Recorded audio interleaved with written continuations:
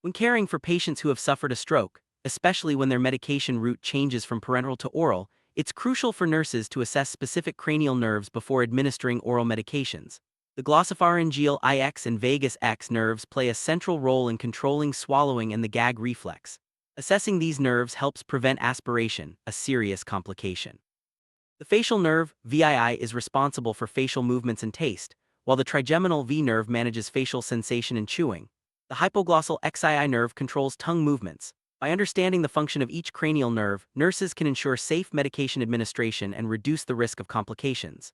This foundational knowledge is essential for effective neurological assessments and patient safety. Recognizing and managing increased intracranial pressure, ICP, is a vital skill for nurses, especially in patients with head injuries or neurological disorders. The earliest and most sensitive indicator of rising ICP is a change in the patient's level of consciousness. Other signs, such as vomiting, sluggish pupil response, and Cushing's triad, characterized by increased systolic blood pressure, bradycardia, and irregular respirations, often appear later. Accurate and continuous monitoring is essential, as is comparing current vital signs to baseline values. Calculating cerebral perfusion pressure, CPP, involves subtracting the intracranial pressure from the mean arterial pressure, and maintaining CPP above 60 Hg is critical to ensure adequate brain perfusion.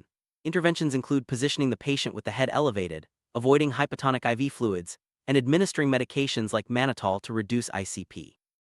Early recognition and prompt action can significantly improve patient outcomes. A thorough understanding of eye anatomy and common visual disorders is essential for effective nursing care. Visual acuity is documented using the Snellen chart, with OS indicating the left eye and OD the right. Disorders like myopia and hyperopia affect how patients perceive near and distant objects. Retinal detachment often presents as a cobweb or hairnet in the visual field, while macular degeneration impacts central vision, requiring adjustments like placing the television to the side. Glaucoma, particularly in African American patients, necessitates regular eye exams for early detection. After cataract surgery, patients should avoid activities that increase intraocular pressure, and normal post-op findings include white, crusty drainage.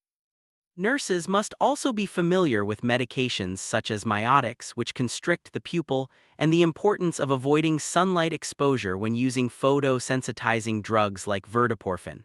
These assessments and interventions help preserve vision and prevent complications.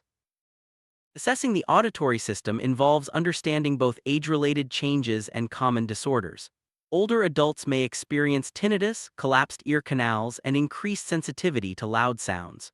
Ototoxic medications such as vancomycin and certain antibiotics can cause hearing loss, so it's important to review medication histories carefully. When teaching patients about ear care, emphasize the correct administration of ear drops, ensuring drops are at room temperature, positioning the ear properly, and avoiding contact between the dropper and the ear. Conditions like Meniere's disease require reducing environmental stimuli during acute attacks, while otosclerosis, a genetic disorder, affects the bones of the middle ear and leads to conductive hearing loss. Acute otitis media presents with a bulging, red tympanic membrane and mineral oil is the safest option for removing insects from the ear. These practical tips support effective assessment and management of auditory health. Neurological assessments often include evaluating reflexes and motor responses to identify underlying conditions.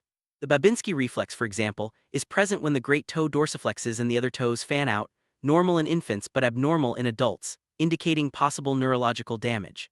Deep tendon reflexes may be hypoactive in patients with long-standing diabetes due to peripheral neuropathy. Posturing, such as decorticate flexion of arms, wrists, and fingers, or decerebrate extension of all extremities, provides clues about the location and severity of brain injury. The Glasgow Coma Scale (GCS) is used to assess consciousness with scores based on eye, verbal, and motor responses. Stuporous patients respond only to painful stimuli, while comatose patients show no response. These assessments are critical for early detection of neurological deterioration and guiding appropriate interventions.